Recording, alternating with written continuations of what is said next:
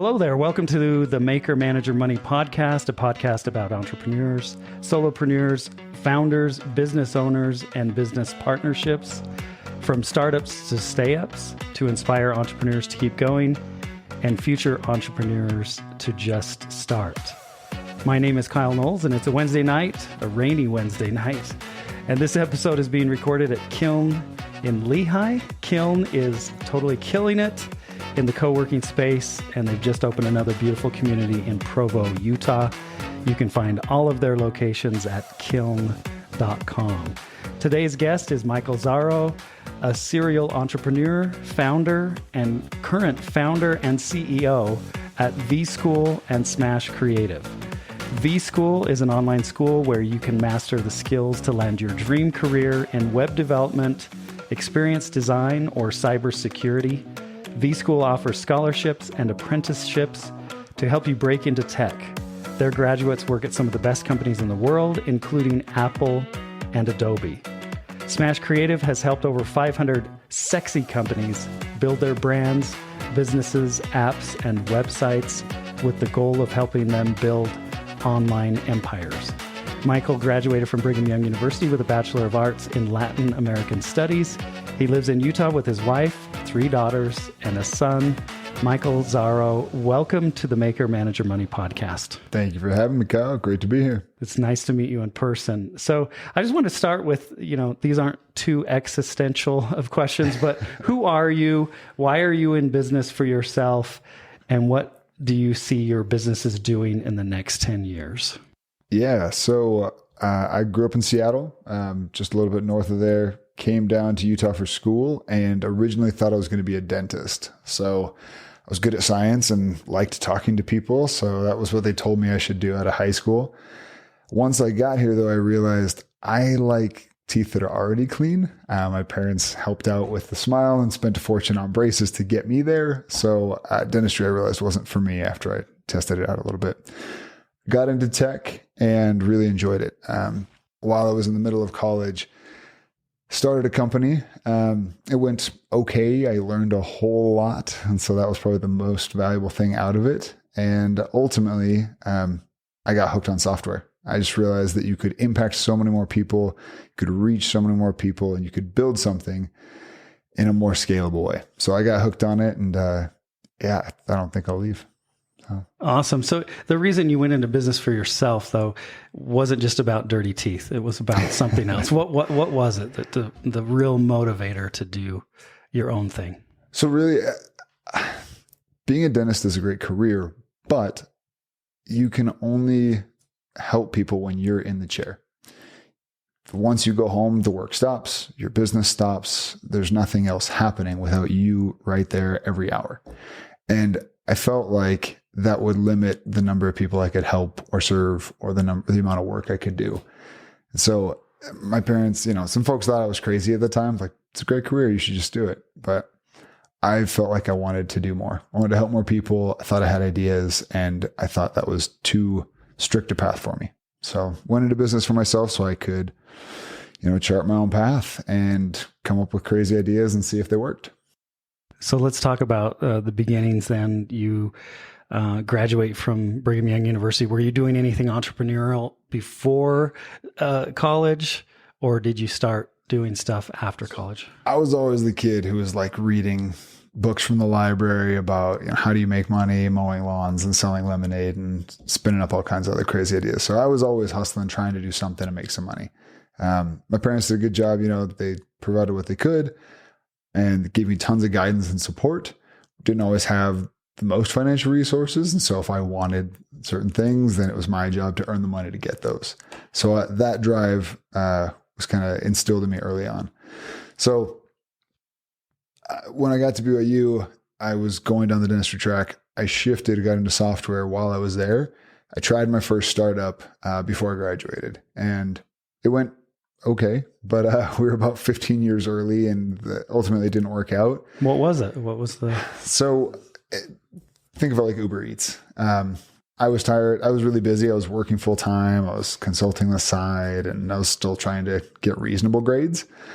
And I never had time to eat on campus. And so I thought, man, I never have time in between classes. There's only like 10 minutes. I'm never going to get food. So I thought, if only I could like order my food in advance, and then all I have to do is just pick it up and go. I know what I'm going to get. It's $5 footlong. I'm a cheap college student. If I could just get the order placed, I wouldn't have to sit around and wait in line. It's super inefficient. So I pitched the university on that. Said, look, if you could online order, you could have way more business. It'd be way more efficient. It'd be great for you guys. So I tried to do that. I got a team together. We built a platform around it. There was food and order fulfillment. There was order tracking, the whole deal. I got full depth into startups and software and product development. But ultimately, there's just not enough money moving when broke college kids are buying $5 footlongs to justify that business model. So it works better if you're buying like $60 a takeout or something, but not $5 footlongs. Nice. So, you keep mentioning hot dogs. So did you know the J-Dog guy? I don't know. He was a couple years before me. Yeah. But that was an inspiration too. He was floating around the business school, and good stories told about him as well. Awesome. So. And were you really going to zero in on hot dogs, or was it just anything? No, Subway was like the popular thing on campus. And so it was those $5 footlong subs was really the deal. So there was literally like 50, 60 people in line, and you'd look at it and be like, well, I guess I'm fasting today. So. Anyway. Well, then, so how did you close it down? What was did you have a post-mortem? Did you, what did you have to do to close it down? So not really. And this is kind of something that I think this is unique to us. Like, you always hear about people with big startup ideas, and they go, and then one day they give up on it and they wind it down. I am more of the type that keeps pivoting until they find something that works. And so that wasn't working on campus. And so we went off campus and tried to do business parks. But this is, 15 years ago, Utah wasn't this big tech hub that it is now. And so as we kept iterating, we ended up finding restaurants who needed some software built. They're like, well, yeah, I'll hop on your silly platform. But also, by the way, if you could build me an app, that'd be really helpful. Or, hey, my website sucks. Could you revamp that for me? So we ended up shifting our software and doing software development. Our first, 20 clients were all restaurants that had needs.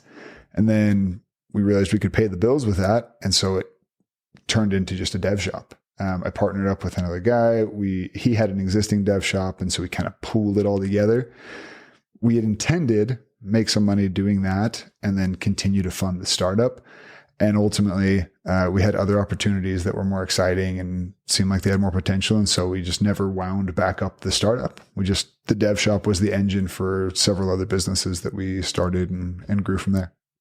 So let's talk about going from the Uber Eats before its time. What was it called? Meal Drop. Meal Drop. Okay. Yep. That's actually a cool name. And then from Meal Drop, you kind of morph into a dev shop. You partner up with a guy who's been on the podcast. And that's VeraSage. Yep. Okay. And walk me through the journey of VeraSage and then starting V-School and Smash Creative, how those two companies kind of were birthed during the time you were at VeraSage, I guess. So there's a little fun history on a small part of the Utah tech ecosystem. So at the time, I was at BYU, and there's a lot of emphasis on entrepreneurship, a lot of teachers, professors, investors, just supporters. But not a lot had actually happened. There's lots of people into entrepreneurship but not building anything yet. And so there was a group of maybe 10 or 15 of us that were at BYU, and we're dabbling in startups. We were trying our hand and seeing what we could do. And at the time, most of them weren't succeeding in any meaningful, big way, but they were generating revenue. We're learning and growing. That turned into a really cool group. Garrett G was in there, went off and did Scan, and now the Bucket List family. Darren and Austin Allred were in there. Brad Cahoon, Austin Craig, folks who've gone off and started very successful companies, raised money, generated revenue, had exits. It was just a breakfast club at the time. So we were all getting together and supporting each other. That was about the time I met Guy. And, a couple of things happened concurrently. So one, that breakfast club a few of us needed office space. So me and Dallin Allred rented a really old space that I think an uncle had available, painted it blue and green, and let all the startups rent it for like $100 a month, way back in the day. I think it was technically the first co-working space in Utah. Nice. Nowhere near as cool as the kilns and WeWorks of today, but it was a cool spot. So I ran that and had this startup. Guy was helping me with Meal Drop, and he had already started VeraSage. And as we got working more and more together, I would send him projects for the dev shop. He would send me stuff like consulting or marketing gigs. And we just got closer and closer, and eventually decided, let's do this together. And so, yeah, between the co-working space, the dev shop, the startup that was not going anywhere at the time, that was kind of how we got our start. Okay. And so I'm not familiar with Dallin Allred, but Austin Allred, does he have a coding school? Yeah, he did he's doing something called Bloom Tech. Dallin launched, what was the first one he sold? He sold a company. He did a ticket site, and then he did, why am I spacing it? He does Artemis now, Artemis Health, Tava Health. And I think he sold Artemis. And are they brothers, or what's the relationship? Yeah, they're brothers. I was friends with Dallin. Austin's his little brother. Okay. Austin Craig was the guy who did Orabrush, and then has gone on and been involved in the crypto scene. He did the big Bitcoin movie that got famous out of Utah. So he lived for like a year on only Bitcoin with his fiance. Anyway, lots of cool folks in that group. That's awesome. Okay. And then, so tell me what's unique about V-School then, or how did you got with Guy, you're doing VeraSage, you're doing some other stuff. Then how did you give birth, I guess, to V-School? So VeraSage had a bunch of opportunities. Honestly, a great way, if you're not sure what business you want to start, get into a marketing agency, a dev shop, something where people are paying you to solve their problems for them. That's a bunch of customers with needs right there, and they are willing to spend money to solve them. So you're going to see a ton of opportunities and ideas. So that's what we did. We ran VeraSage for, maybe 5 years or so. And a client that we had built a lot of software for ultimately came to us and said, hey, we're getting acquired. Thanks for everything you've done. It was really successful for us, but we need our own dev team now. So we said, okay, so why are you calling me? Like, no more dev shop, right? I said, actually, I don't know how to do it. I don't know how to hire my own team or what that takes. Can I pay you to train a team of developers for me? And we thought, yeah, it'd be kind of a fun thing to do. We already had kind of a unique training process for finding and getting folks ready to work on production. And so we thought, yeah, we could probably do that for him. Like, that'd be kind of a cool parting of ways. And so that ended up being our first V-School class, because we trained this team on his software stack, and they went off and were successful. We had some other folks in the community that saw us at that co-working space and said, hey, I didn't know you guys did classes. Like, I've been trying to polish up on my coding skills, or I've been wanting to get into tech. And we had 3 or 4 people that said, if you do another class, let me know. I'd love to enroll. So that was the second, and the same thing happened for the 3rd, 4th, and 5th class. And by the 10th, it was a whole line of business inside the dev shop. And eventually it spun out as its own thing and outgrew the dev shop entirely. So what makes us special is a couple things. Really, the history of V-School is kind of fun. So the first few years, we existed inside of VeraSage, and it was a traditional coding bootcamp. People come, they spend 60 hours a week coding all day, every day, and learning as fast as they possibly can. And we were marginally better than other boot camps because, frankly, I just think we cared more, and the founders were really involved. But we hated the fact that not everyone succeeded, right? And there were people that should have succeeded and were taking a risk on us as a new company, and they wouldn't make it across the finish line. And it's silly things, just life stuff. Your brother's getting married and you want to go to the wedding. If this is your opportunity to learn to code and you miss 2-3 days because you're off at an event like that, that's like missing a month of university, because we're moving so fast. And so you just get left behind. And it's hard to tell someone, don't go to your brother's wedding. But at the same time, if they end up struggling through the rest of the program and not getting a job, that sucks. Like, I don't want to tell you to skip a wedding. I also don't want you to not get a job and then not make the transition you're looking for. If you get sick, your car breaks down, you can't get into campus, it snows really hard, all kinds of silly things that just life happens. So we made a change. We said, we want to optimize not for just running students through a fixed length program. We want to get people into careers. That's the ultimate win.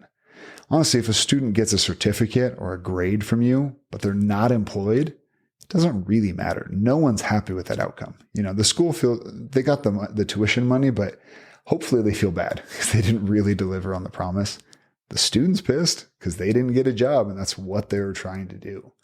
So we decided to optimize for outcomes. So how can we help people get through the program, get the skills they need, and obtain gainful employment? So that shifted a lot of things. It's really hard. It's hard to get the right pace for everybody. So take any skill. Say you're going to learn to play soccer, or you're going to learn a language, or learn to play a musical instrument, right? If you take 20 people, they're going to learn those things at different speeds. Take you and me. Do you speak another language? I don't. Okay. What sports do you play? Soccer, basketball. Okay. So say we're going to play basketball, right? We don't know it yet, but we're going to play. If you and I are going to pick up basketball, who's going to learn it faster? Me being 6'5" and having like a 30-inch vertical. Maybe you. I would probably have an advantage. Yeah. That's not that I'm better. It's just I have some advantages that make that more likely, right? Say we're going to play soccer. I'm kind of uncoordinated though. You might be way more nimble and fast than I am. Maybe you're better at soccer than I am. If we're going to learn that at a different pace, if you put us both through a 12-week basketball program or a 12-week soccer program, we're going to be different skill levels at the end, right? That's true with almost every skill, right? In almost nowhere in our lives do we measure skills by time spent on it. We measure it by competency. So if you learn a language, you're not a 3-year Spanish speaker. You're a conversational Spanish speaker or a professional or a fluent level speaker. If you play sports, you're, JV or varsity, or you're semi-pro, or you're college, or you played at the D1 level or D3 level. There's all these competency scores or metrics. It's not just I played for 7 years. That doesn't mean anything inherently. But in school, we just measure it by years. You've been to school 10 years? Cool. You're now a sophomore. Right? You went 12 years. You're a senior. You should theoretically be as good as every other senior. But we know that's not the case.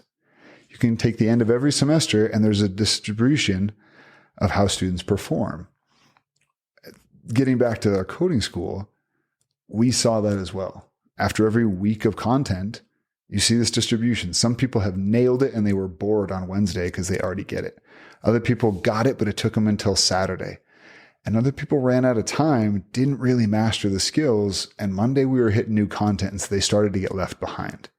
So we started to see, if we measure progress in the program and we allow you to move forward based on how fast you master the skills, that's going to be the successful. That's going to be what's going to get people the skills they need by the end of the program.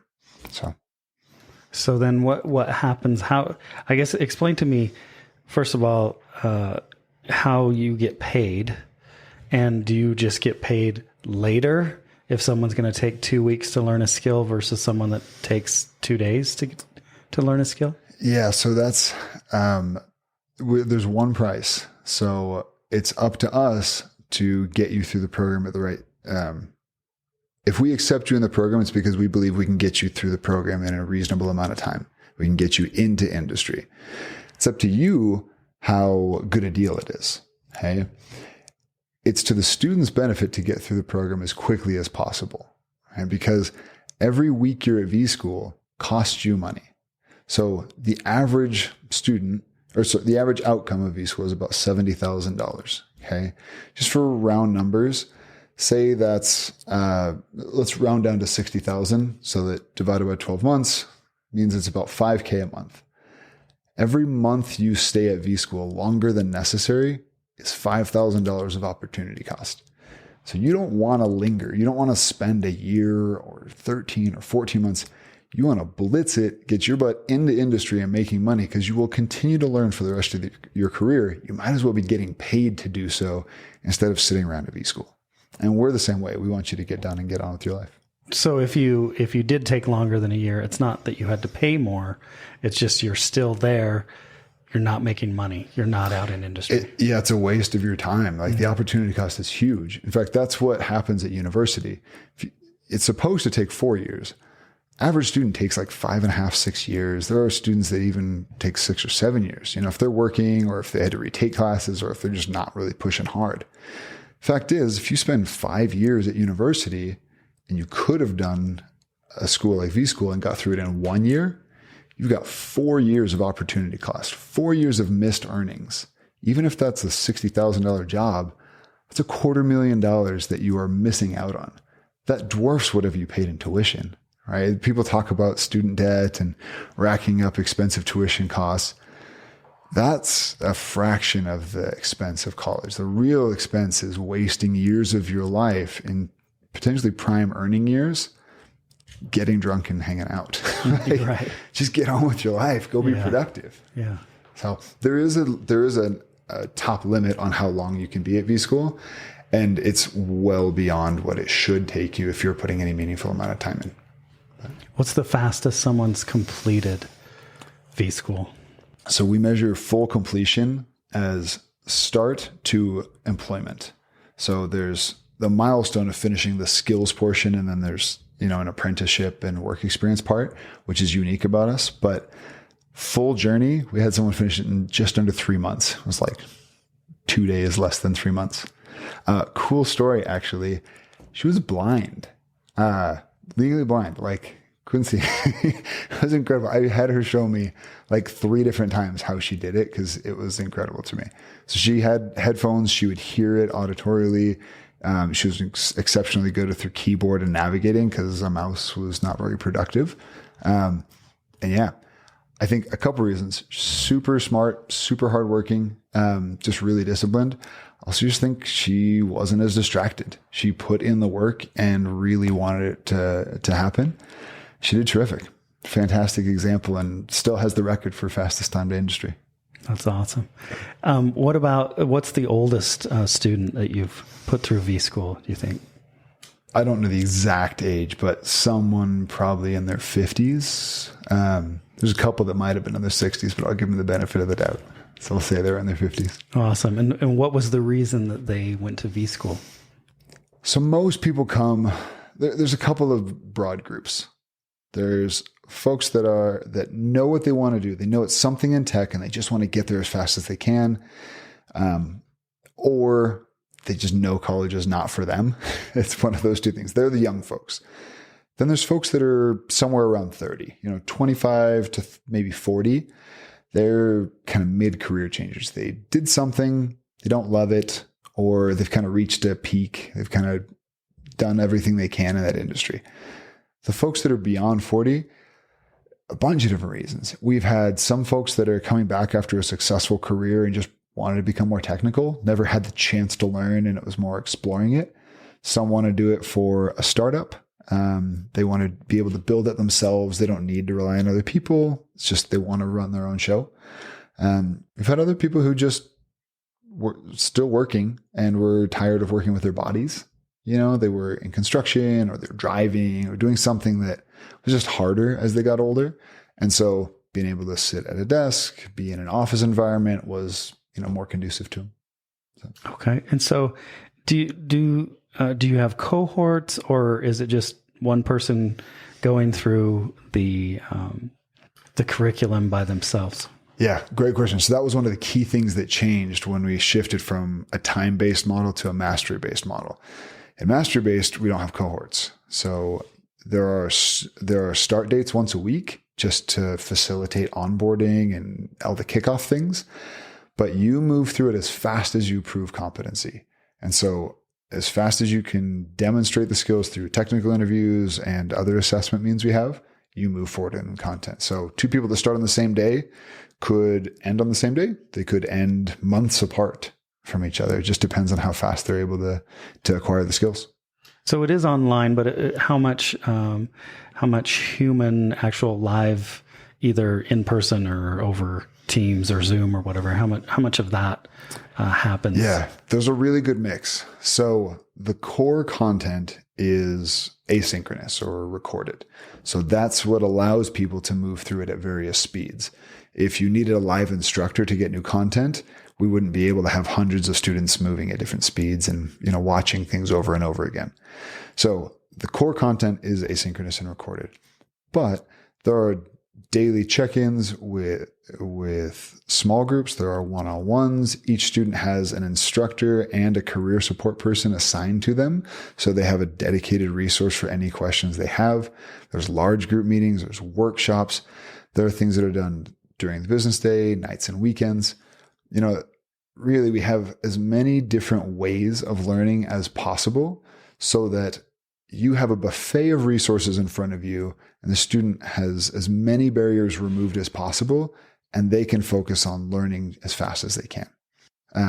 A metric that we track actually on this is how fast a student gets a response to a question. So in a community of hundreds of students at a time, if somebody raises their hand in a classroom, a teacher sees and walks over and helps them as soon as they can. We wanted to replicate that same experience. One of the things that sucks about online programs is having to wait to get unblocked. So I'm working, I'm learning, I'm trying something. Ooh, I got a question. I guess I got to wait till Thursday when they have office hours, or I'll post it to a forum and someone's going to see it in the next week or so. But your progress essentially gets stopped at that point. And so you're not able to keep moving through the program because you have some question or clarification you need. That's one of the biggest limiters of online programs. At vSchool, the average question gets answered in less than 5 minutes. And so as soon as somebody says, hey, I got a question, or I'm struggling on this, or I'm working on that, or I'm confused, help, on average is 3 minutes. But our kind of limiter is under 5. And that's true about 16 hours a day. So it extends even into evening and on the weekends. So is that through live chat or Slack or something like that? So it's primarily through Zoom. So they will request help through our Slack community. It's kind of dedicated for our students.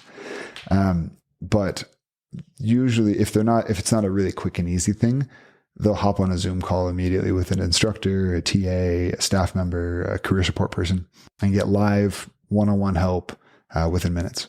That's awesome. So how many students are enrolled right now? About a little over 200. Okay. And then, so you've got experience design, cybersecurity, and web development. Is that right? Web development.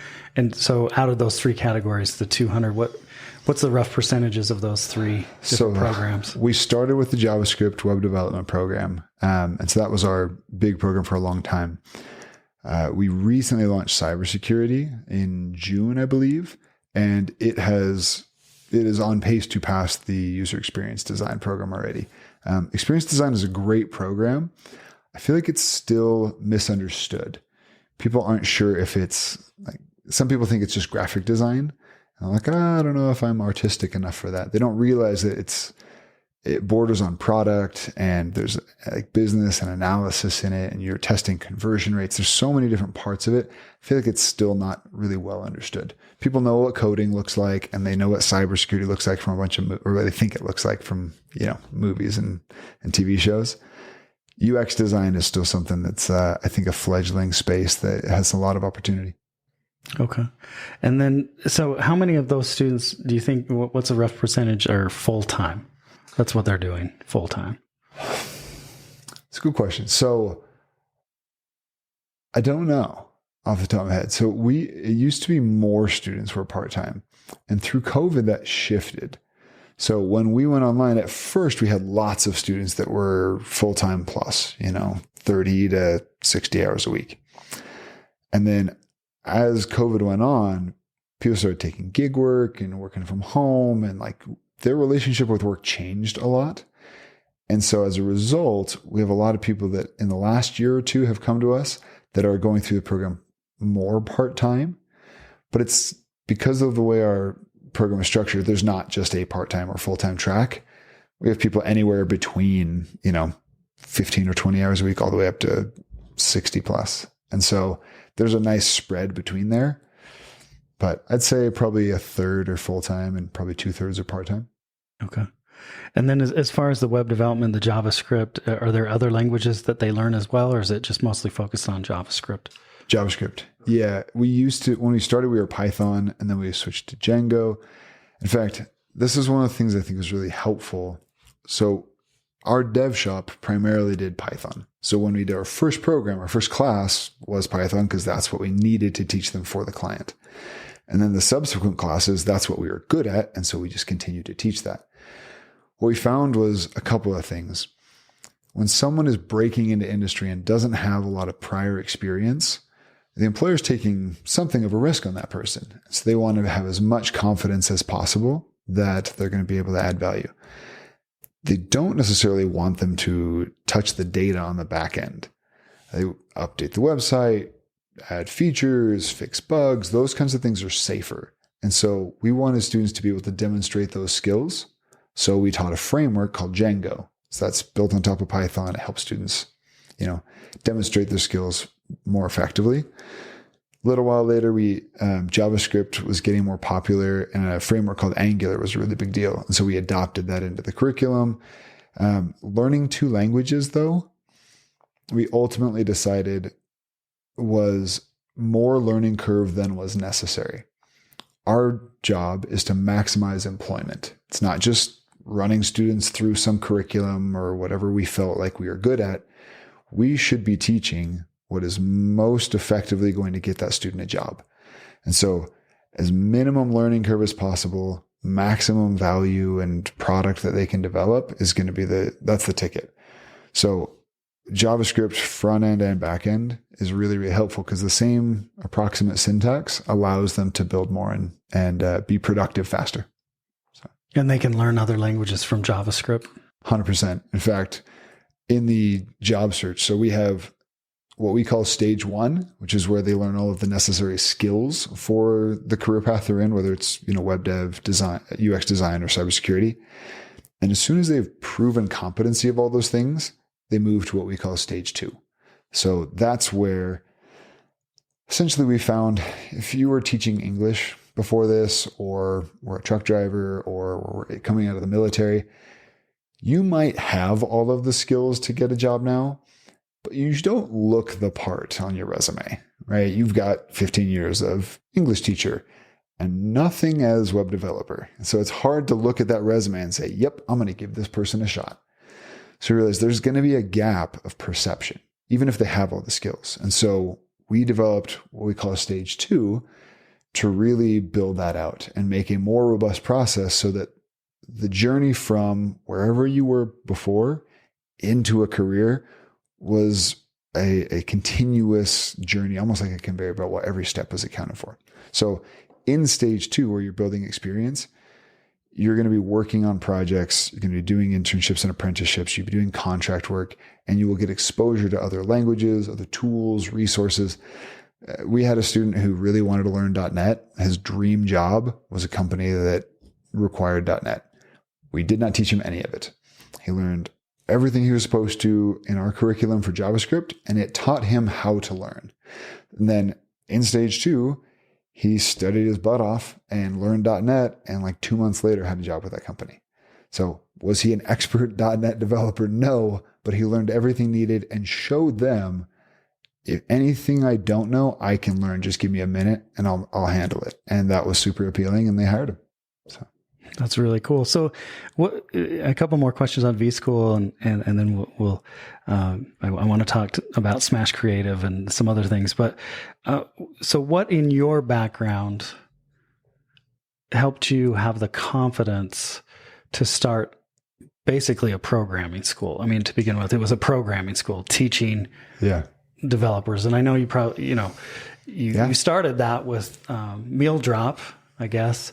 But were you coding at Meal Drop, and you got into this and you thought, well, I can start a school and start teaching people how to be a programmer? That's a great question. So I hadn't actually thought about it until you said that, actually. So at Meal Drop, no, I wasn't doing any of the coding. At VeriSage, I did this much. Like HTML, CSS, basic like front end stuff. But what really happened is when Guy and I have a really cool relationship. When we worked together, so I was still in college. So I was younger than he. He's maybe 10, 15 years older than me. So he had a lot more career experience. And he's extremely smart and technical. I had been building software for big companies. Very, very, very, very impressive. And I was marketing and sales. And so there was a tendency for the business folks to look at the technical people and be like, that's my code monkey. He just like writes he does the nerdy stuff.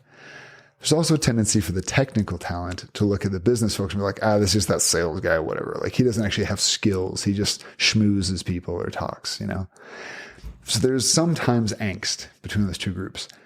And Guy and I really wanted our business to work and we really respected each other. And so I walked him through some of the business things that I had learned and was good at, and he walked me through some of the technical things. And so am I a competent developer still? No, like I'm not productive, but I can have technical conversations with my team to this day. And that's largely because Guy showed me the ropes and walked me through that. And I was able to run a tech startup. I was able to launch companies, generate revenue, and, build real businesses as a Latin American studies major, right? University did not prepare me for this career track because that's not what I was going there for. I was going because I liked the topic and I thought I was going to go to dental school. And so it didn't really matter what I did for undergrad. So the confidence came from, I feel like you can do almost anything you want if you are driven enough for it. And I was able to start a business. I was able to learn to code. You can learn almost any skill. You can start a business. You can change your life and change the trajectory that you're on if you put the effort into it. You got to put it in the right ways. That's what V-School's job is, help point you in the right direction. Of the millions of hours of content on the internet, we're going to give you the most important things to learn in the right order that's going to get you into industry. But it's your job to put in the effort. And I was able to learn skills on my own as well. I knew it was possible. And so I think that was a big part of it. And don't discount your humanities degree because as a fellow humanities degree earner, I think it taught you probably a lot of things, communication and other things that you used probably as a sales and marketing guy. So I did learn a ton from it. I did. And in fact, this is a very side note, but my capstone class was actually there's several classes that I took along the way that were really impactful for me. My capstone was exceptional. What was so interesting, I can't remember the exact numbers. So this isn't to the number, like to the digit correct, but we were supposed to read something like 20 or 30 books in the semester for our capstone. It's like, I don't got time for this. This is my senior year. I got stuff. I'm trying to figure out what job I'm going to have, what I'm going to do. And what he taught us was you don't need to read every word on the page. You need to understand what the book is about, the point they're trying to make, and extract the author's, the case they are trying to build, right? They have some opinion and they are trying to support it through this book. Extract that out and you've got 90% of the value from the book. And so one of the last classes I took at university was teaching me to do that. I wish that was the first class I took. It would have helped with the thousands of pages of textbooks I actually did read. But understanding the purpose or the real, like the target condition that I was supposed to accomplish was really, really, really helpful. So that is just one example of a skill that I learned that has translated into business tremendously is how do I get to the nuts and bolts? How do I figure out what the real purpose, the real goal is here? It helps not sitting through really long meetings. It helps not getting tied up in all the context and details. How do I get to points of inflection or areas where we have leverage and we can actually create some kind of impact? I learned that principally out of that capstone class. So shout out humanities majors. You can learn things there too. That's awesome. And do you feel like, so here's a question I just thought of. How many entrepreneurs do you know that have an MBA? Off the top of my head, not a ton. Yeah, I'm sure that I know there are some, but not a ton. For sure. I know very few. I know there are some for sure, and I've had them on the podcast, but they are few and far between, entrepreneurs that start businesses. And I feel like one of the entrepreneur skills that I'm finding by doing this podcast is being able to, like you just said, zero into what they need to know right now, right? Yeah. There's one thing about knowing this wide, deep understanding of business and strategy and everything, but an entrepreneur is learning every day what they need to know that day. That's my understanding. Do you agree with that? Yeah. 100%. That's one of the things that's most exciting and probably difficult about being an entrepreneur is that the job description varies, right? What you need to be doing is what your company needs that day to succeed. That's all it is. At the beginning, it's probably going to be a lot of sales. You need to find customers. Then it's going to be customer feedback. You got a few customers. How bad did you perform? Right?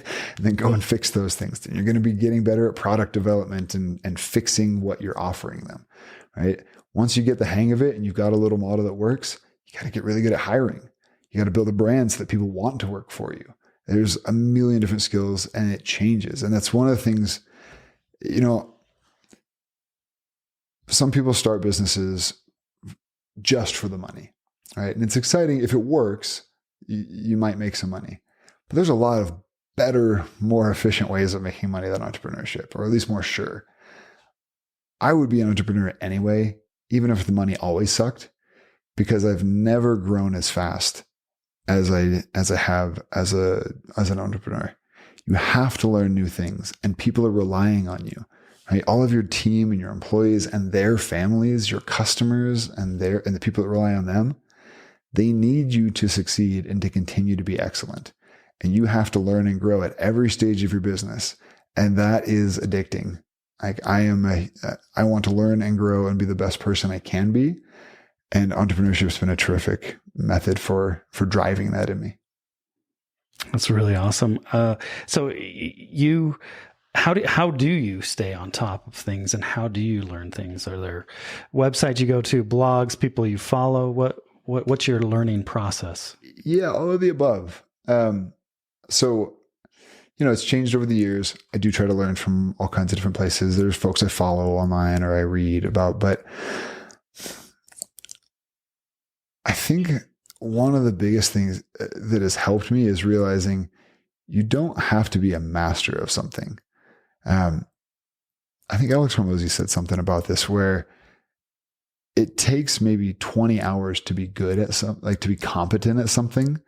But people are so nervous about what it's going to take or how long it's going to be or if they're cut out for it that they'll delay that 20 hours for weeks and months and sometimes years. You will just put off starting. Starting makes all the difference. If you just get into it, you will figure out what you then need to do differently or to learn. Right? You can read about, you can read about any skill, but until you actually try to do it, it's never going to be the same. Right? I can read about shooting a basketball, elbows in, bent knees, follow through, but until someone puts a ball in your hand and you just chuck it and it clanks terribly off the backboard, you don't learn as much. Right? You got to throw it one time. Even if it goes terribly, airball it or it looks ridiculous, you will immediately get feedback on that and know what you can do better the next time. That's been my jam. Just get into it, give it a shot. Don't be afraid of failing miserably a few times. That's part of the process. Just get those losses out of the way early and then you'll be able to iterate and get better. So learn by doing. 100%. Frankly, most people are afraid to do that anyway. So just getting that first rep in, you're going to beat like 80% of people anyway, just because you showed up. Most people are just scared to try. And so just that alone is going to put you in the top 20%. At that point, you're already above average. So it doesn't take much longer to get competent and get into that, top 5 or 10%. So you mentioned basketball a couple of times. Did you play basketball? I did. I really enjoy basketball. I haven't played as much recently, but yeah. Did you play in high school? Yeah, played growing up in high school. I learned about mastery based in high school because as good as I thought I was at basketball, a friend of mine, John Brockman, was much better. And though he was a year younger, he was bigger and stronger and faster and more talented. So, so my dreams of going to the NBA were somewhat squashed by a more talented player taking my spot. That's awesome. So at V School, do you so how are you gathering and collecting, I guess, voice of customer, right? And then how often do you meet to iterate? And, is this a yearly thing? I mean, from talking to you, it sounds like you're on V3 or something of, because you've gone through this evolution, at least for the web development program. Just talk about a little bit about your process, getting customer feedback and turning that into new strategies or new courses or what? Definitely. So web dev program is probably version 50. Okay. So we iterate very quickly. And there's a couple of primary sources of feedback. So what's going to get us to create a program in the first place is going to be us seeing an imbalance in the market between demand for talent and available talent. The bigger that discrepancy is, the bigger the opportunity we see. And so if it gets large enough, we think, if we can effectively solve that, there are plenty of customers. There's lots of demand. And if we think we can get people skills to fill those jobs, then that's going to be a great opportunity. How we decide, what curriculum to teach or how to do it, it's a pretty cool process. So first thing is you got to start with the end in mind, right? The point is not just deliver some curriculum and hope people pay us tuition. That's a crappy school, right? What we do is go and say, you're at V School to get a job. So who's going to give you the job? Go out and identify hiring partners. We'll go and talk to, a bunch of hiring partners, 10, 20, 50, 100. Over time, it ends up being a lot of folks. So you take them and you interview, you survey, you send emails, you do polls, all kinds of different stuff to gather as much insights as you can. What you're really trying to glean is what skills do you need to see to employ somebody in these roles? And eventually we want to know, which of those are most important and what's going to give our students a competitive advantage or an unfair advantage against a university grad or a boot camp grad or somebody else. We take all that information, and it's a lot. And ultimately what we have to do is say, what's the 80% that is shared among almost all of them? That's the core content that is needed for that skill or for that career or that job title. Now, there's always going to be a 20% that's, we do things a unique way. We use a weird language. We use a weird tool set, or we have some special product development method. There's always that 20% that's custom, and that's okay. We're trying to make students maximally employable. And so we're going to focus on the 80%. And then for hiring partners that help us provide feedback and iterate on that process, we're going to dial in that 20% for them so that they get an advantage. So it creates a cool relationship with hiring partners so that we get the guts so that our students can go off and get jobs anywhere. But for the hiring partners that helped us build that and guided us through that development of the programs, we often will build extra curriculum for them so that, we can serve students up to them kind of on a silver platter. That's really awesome. So why V School? What does the V stand for? V stands for a bunch of things. So initially it stood for, it was a nod to VeriSage. That was the dev shop that Guy and I ran together and where V School eventually grew out of. It was also kind of this idea that, you go to B School, there's it's a specific skill set you're learning as business and how to get in there. The D School out of Stanford was very cool for the design program. They had an awesome brand. We thought it was a cool idea. So that informed a lot of it. Over time, we've adopted this idea of it being vocational. I think the future of education will look significantly different than it does today. Right now, we've indoctrinated students for, decades, for a couple of generations at least, on go to college to get a job. But college isn't meant for getting a job, right? There are so many interesting and amazing things you can learn at college or university, but they aren't skills to gain employment necessarily. So V School is focused on getting you employed. And so that nod to it being vocational is, I think, really, really important. I think students in the future, or youth in the future, will grow up and gain a skill first so that they can start a career and have a nice foundation. And then things like university will become things that you will do continually over your life. You won't just go for 4 years and then be done, but you will continue to learn and continue to study as your, interests, your passions, as your hobbies, and potentially later as your career might guide you. There's no reason you should be done at university when you're 22. Why not go? I have things I want to learn now. Like, I love economics. I love math. I'll take more of those classes just because they're fun, right? But they didn't get me a job. My Latin American studies, as insightful and valuable as it was, didn't get me where I am in my career. So get people into a job, get them stable, get them able to provide for themselves and their families, and then they will have the ability to go on and learn more of the soft skills or the liberal arts things that are still valuable, just not directly tied to a career. What's the future of V-School with generative AI then, and Copilot, those kinds of things? Yeah, so it's super, super interesting. And it's not just about our coding programs, but that affects every program we offer. So generative AI is like many new technologies. It will look scary and it will look like it will displace people. But ultimately, I believe it will be one more powerful tool that humans can use and apply for affecting good and increasing productivity, right? Think of it this way. I can have a learning model, or I can leverage generative AI to learn things essentially infinitely faster than I could. And so there are things that I would like to be able to do that I can't justify taking a week or a year or a decade to learn really, really well. But I can train a model on that. And so I can glean much of the value from it. It's as if you can extend your brain and can train it on an infinite number of things. And so being able to harness that skill or harness that technology in a way that you can point towards whatever your career is or whatever skill that you are trained in, I think is going to be really, really powerful. So we're dabbling with some things like that right now. In our class for the learning experience, just early on and just barely experimenting there, we're definitely working on ways that students will learn to prompt engineer and use these tools. And I think that will just continue. That will get more and more deeply ingrained into our programs and will inform future things that we offer as well. Do you see a separate program based around AI? It does seem like that right now. That seems to be the trajectory. So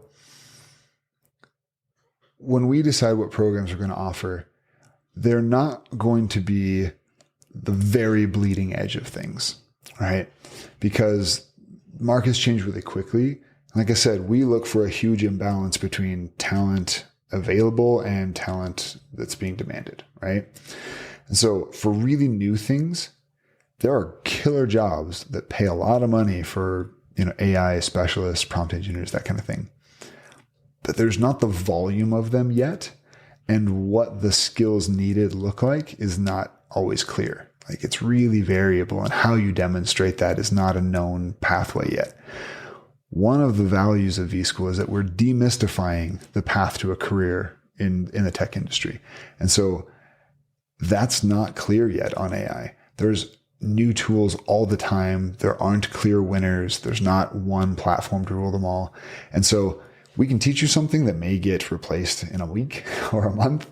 And so as it becomes more clear and as industry learns how to use AI more effectively and the demand for that goes up, it's not just a handful of jobs making 300,000, but as there are tens and hundreds of thousands of jobs, we will definitely move into that space. Awesome. So you're a CEO at 2 different companies. Yes. Okay? And how much time are you spending at each? Yeah. So more at V-School. But Smash is terrific. I love what I do there. We've got an awesome team there as well. So Smash Creative, let's talk about that. How did you come up with the idea of Smash Creative? Yeah, it's another example of a customer finding me instead of me, having a brilliant idea in the shower. So while I was running VeraSage with Guy, my wife had our first baby, which was super exciting. We were broke college students. And so while she was pregnant, she wanted to, I guess it started with some people saying, "You're the cutest pregnant lady. How do you do that?" It doesn't always feel, you don't always feel the prettiest when you're pregnant and your body's changing. Things are difficult. You can be sick. My wife is a very, very cute pregnant lady. And so she had some friends asking her for tips, and she's like, "Yeah, I'll blog about this, give women tips on how to feel beautiful when you're pregnant." Anyway, that blog, she asked for some help with, she ran it, but, I would play a support role, and I designed and built her website. So a couple of friends that followed her said, "Hey, I love your blog. It's so cute. Who built it?" She's like, "Actually, my husband did." So I did a few more, and we ended up having, a dozen or so mommy blogs, fashion blogs, different blogs in that space from influencers that we had built at VeraSage. And so eventually we had enough of them that I noticed one day on our web traffic that, it started to tick up unnaturally. I was like, "Whoa, what happened? Like, did we have a press release go out? Did we got some award?" And I realized they were links back from these blogs that we had built. So our VeraSage was focused on big software for medium and large companies. So we worked for Logitech and MasterCard and North American Bank Card and state governments, all kinds of big stuff. We're really proud of that. And also there's this growing line of business for influencers and, fashion bloggers and mommy bloggers. So we recognized that in the analytics and thought, what if we put a page up just for them so that they didn't land on the VeraSage page and get completely confused? And so built a page, said, "Hey, yes, we actually do work for influencers, mommy bloggers, that kind of thing." And yeah, all of a sudden we started getting these calls. We realized, holy cow, there's a whole line of business here. So that grew inside of VeraSage as well. So we had the main dev shop. We had vSchool that was growing. We had Smash Creative. We ran several other things. We acquired a group called Reef 3. That was a interesting play in the finance industry. Anyway, lots of interesting businesses we started and sold and grew along the ways. Smash grew because we had a really repeatable acquisition model. We built beautiful sites, and as people saw these blogs had high traffic. They pointed back to our site. And so it became this really virtuous cycle where the more good work we did, the more people saw our work, the more people call us and ask for good work. And it grew into its own business. And eventually we split it out of VeraSage. That's awesome. How many employees at Smash Creative? About 15 right now. We've always been remote. vSchool was in person and very in person. We had housing and buildings and stuff like that, and then switched. Smash has always been remote. And so we've got people all over the place, across the United States. We've got a number of kind of digital nomad types. Got a few in Spain, one in Costa Rica, one in Peru. We've got an awesome crew. And is it just specializing in website development and design? So initially we built blogs, and then a lot of our clients were starting to dabble in other businesses. They were doing affiliate links for shopping things, and then they do collaborations with brands. But they got to the point where they had this audience and they wanted to launch other businesses, but they weren't always sure how. And so often they would come to us, and we realized that was a really good opportunity. We had all the skills necessary to help them. And we were unique in that we really deeply understood the influencer space.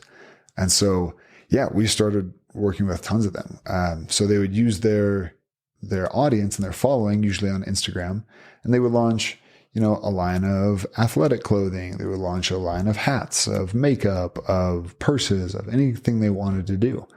It went from blogs to websites to shops to now we do apps and custom software development, flash sale platforms. We've done all kinds of awesome stuff now. That's really cool. So do you host these apps and sites and things like that? Yeah. Or Okay. Yeah. So is the model more like they're paying you a monthly fee, that kind of a situation, or how does that sort work? of. Hosting isn't where we make much money. It's more of a favor we do for clients to make sure that their sites are secure and safe and well managed. And frankly, most of our clients are not terribly technical, and so they don't want to be managing that. They want us to just handle that so that they can focus on content creation and branding and their side of the business. So there's two ways that people work with Smash right now. There's projects that are, they can be small or big. It can be a blog, website, Shopify site, anything like that. It may also be big if you got custom software, an app, or platform. Those are all projects. If you've got a need, it could just be branding. Happy to work with you. That'd be awesome. What we're doing a lot more of now is we found as these companies have grown, they realize they're in this really interesting spot for a company. They don't need 20 people, but they can't always, it doesn't always make sense to hire a full-time person. And so they're usually small organizations. They don't need, they're not great at hiring and training and staffing and all those things. And so they've started turning to us. So a lot of our work now is supporting these clients that we've helped them launch businesses. So now we're kind of the team behind the scenes. They are the face and the brand, and they build the audience. And we handle the tech, the design, the building, often the site or shop management, inventory management. Sometimes we'll even run their emails or create graphics or content for them behind the scenes. So, okay. So CEO at V-School, CEO, Smash Creative. Are you doing similar things at both companies, or is there like a superpower or fun things you like to do at V-School or at Smash Creative? So the businesses are really different. And so I think where the overlap is there are so many interesting things that I will learn at each business that I'm like, oh, I can see how it would apply to the other one. So for example, over the last 6 months or so, the way we run product at V-School has changed. We're adopting product kata as more of our method for product development. And that's been really impactful. And so as I've seen how that's impacted and kind of elevated what we do at V-School, I've talked to the Smash team now and say, hey, this is something I've been learning. I think it's really effective. Here's how I think it could work for us. Right. Similarly, on the Smash side, we had so much success driving leads through channel partners, these clients that we had worked with in the past who links in their footers or on their sites would drive back to us and produce all kinds of new revenue. We thought, that's awesome. How do we get some kind of recurring cycle like that in V-School? And so we have been exploring different ways of scholarships where we partner with nonprofits. They'll promote a scholarship opportunity at V-School out to their communities. It could be, youth interested in tech, women in tech, career changers in Milwaukee, like whatever the group is. We found that by partnering with them, they're able to promote our message out further. So a lesson learned at Smash was able to be applied at V-School and help the company in a different way. So.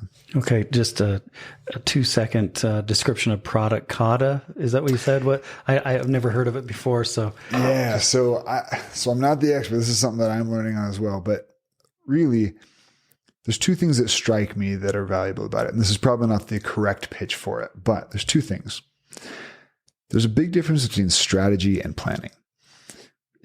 Often we think of them as we accidentally conflate them, or we just call it strategic planning and we're just going to plan important stuff.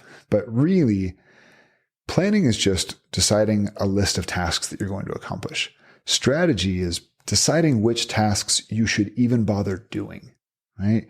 So having a really clear strategy is understanding with which customers and with what services are you going to have the advantage, right? There are students who are a perfect fit for V-School, all right?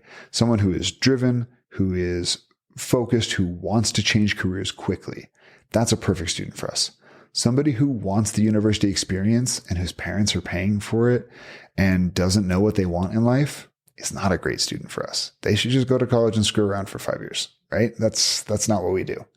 And so a clear strategy is how do we identify students who are driven and focused and want to change careers? Because that's where we will win. If I pitch V-School to somebody who wants to go and make friends for 5 years and explore life and their options, we're not appealing, right? So Kata says, what is the key objective you're trying to accomplish? And so you have to know your strategy to be able to pick that. You got to be really honest about what's the target condition, what's the goal, and where are we today? How far away are we from the target condition? And the Kata part is you're going to iterate through you'll have a list of things that you might want to work on. You can say, hey, I think this is the best thing, or I think this is the biggest blocker. And your team will come up with this stuff. People on the ground at the business will have insights and ideas. Instead of the boss just coming in and saying, hey, here's the list of 17 things we got to get done this quarter. Your team is really empowered to say, hey, we know what the goal is. And we know if we're short of that, here are the 3 things that we need to be doing to close that gap. And so it's much more about closing the gap between where you are today and where you want to be and iterating through that in a real process instead of, hey, these are all the things on our backlog. We finally have some time. Let's do them. It's not a very effective way of solving problems. That's just an effective way of doing work. But I don't want to do work. I want to solve problems, right? So where does the word kata come from? I believe it's Japanese. I think it's a variant of the Kanban. Okay. Yeah, product development or project management approach. Awesome. So your wife helped, I guess, influence or almost launch a business, right? Yeah. How much did she pay you for her website? She paid 4 children and many hugs and kisses. My wife is amazing. How important is your life partner, your wife, to your success as an entrepreneur? My wife is incredible. So, and over the years, it has become even more clear to me how wonderful she is. So we have 4 wonderful kids and a big furry dog. And I can't imagine how I could manage all of the things in our life and try to run a business. We, in a similar way to, so how me and Guy worked together, where we didn't just completely separate and we each had our own jobs. I learned to be more technical. He learned about some of the sales process. It's been very similar with my wife, right? We do have our roles. Like she's at home largely and with her family and raising our children and managing the home. But I've had, I support her in that. I cook most of the dinners. I help with cooking. We split our roles up because it's our family. It's, we share those roles. And for managing the business things, she's an incredible support to me. So I'll think through things with her. I'll ask her questions. Sometimes we're just a sounding board. So I'll talk through something that I'm stressed about and she can help me see it from a different point of view because she's not buried in it every day. And she doesn't, she doesn't have all of the overwhelm that comes with just being so busy during the week. And I noticed in Smash Creative, I went through the website a little bit. I didn't see any mails on the website, at least the few pages that I went around. So is your wife influencing some of that too? Meaning, are you getting a female perspective? Yeah. In some of the things that you do, whether it's for V-School, if there are female enrollees to V-School, or Smash Creative with these influencers. And I don't know if they're mommy bloggers or if, but it seems like it's predominantly female focused. Yeah. So 2 things. So early on, I think my wife was really involved in shaping that because it was her and her friends or people that had seen her blog. And so it was all 1 degree of separation from my wife. And so that set us on a path that happened to be very female focused. We've worked with guys along the way and we've worked with just businesses that employ men and women, but it's not as common to see a company like ours who works with almost exclusively women and just has so many successful female clients that they've worked with and helped and supported over the years. I mean, for those listeners in Utah, that are aware of the influencer space, I mean, Carol Loren, Rach Parcell, Emily Jackson are some of the Utah folks. Emily Gamma. We've worked with women all over the country. Several bachelorettes, folks that have been on TV personalities, actresses, directors, coaches, authors, all kinds of personalities and people with an audience or a following. And while my wife isn't super involved in Smash these days, I think the path that we were set on because of her influence and because of her impact on the business early on continues to be felt today. So. That's great. And so if someone doesn't have a following yet, do you help anyone like that build a following? Yeah, absolutely. We definitely still work with folks that are smaller or don't have a large following. Fact is, one of the things they need to focus on first is the building of an audience. They need to find their voice, like what resonates with their audience, what's their unique style or vision or approach. And so, yes, we can help with that. Once we'll get them started, help them find their voice. And then as they do, and as that audience grows, it unlocks lots of other opportunities for them. And that's one of the things that we've been really effective at is helping influencers become brands and launch businesses outside of blogging. That's awesome. Thank you for being so generous with your time. I know we've gone a little bit over. I have a lightning round of questions for you. Favorite candy bar? Butterfinger. Favorite musical artist? Frau. I don't know. Imogen Heap. She had a side band. Okay. Yeah. Favorite cereal? There's this Premier Protein cereal you can get at Costco. It's not the best cereal ever, but I've been in a fitness challenge with some friends for a while, and that's a cheat code for getting your protein in the day. Awesome. Mac or PC? Mac. Google or Microsoft? Google. Dogs or cats? Neither. Just kidding. I love my dog. Okay. Phantom or Les Mis? Phantom. What's the book that you recommend the most to people? The Rise of Superman. It is about extreme athletes, but really it's about finding flow state. There's a scientist who uses his study of extreme athletes to demonstrate how they've been able to advance their sports much quicker than, traditional sports, because there are so many characteristics of extreme sports, risk of death, living on the edge of your capabilities versus, what your capacity is, extreme focus. There's like 19 variables that many are present there, that it teaches you how you can access flow state and get into a more creative flow quicker. So it's kind of a fun read because it really appealed to me and struck a lot of chords and really helped me. It's going in my queue. Sounds awesome. What's one thing that most people don't know about you? I trained jujitsu for a while and am reasonably good. I haven't trained with official belts, but I trained for, small tangent. I served a LDS mission in Las Vegas, and in high school I was fairly big and strong. I played sports. And then I just walked for 2 years all day long talking to people about Jesus and families. And so I lost a lot of weight. I went from like 220 down to like 170 or 180. For the first time in my life, I felt a little nervous or, unsafe when I was in weird neighborhoods. And I met a missionary one day who wasn't playing basketball or soccer like most of them, and got to talking to him. He did some prize fighting to earn money for his mission, and was a talented boxer and jujitsu practitioner.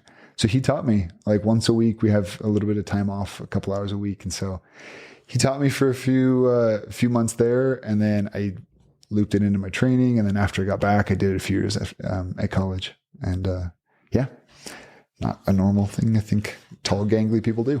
Yeah, that's really cool. What other sports did you play? So lots of soccer growing up. I got really tall, and so they said, you should probably do basketball. I played football for a little bit. I like it a lot more now than I did in high school. I am a new skier. I snowboarded before. I don't know if I can call myself a scuba diver, but I am certified and I've gone half a dozen times and really enjoy it. Outdoors, hiking. Just did a big 25-mile hike with my uncle last weekend. So that was fun. That's really cool. So thank you again, Michael, for being so generous with your time. Thanks for being on me. the podcast. And I wish you the best of luck in your future endeavors. I really enjoyed the conversation tonight, and thank you for being here. This is a blast, man. Thanks for having me. Appreciate it, Kyle.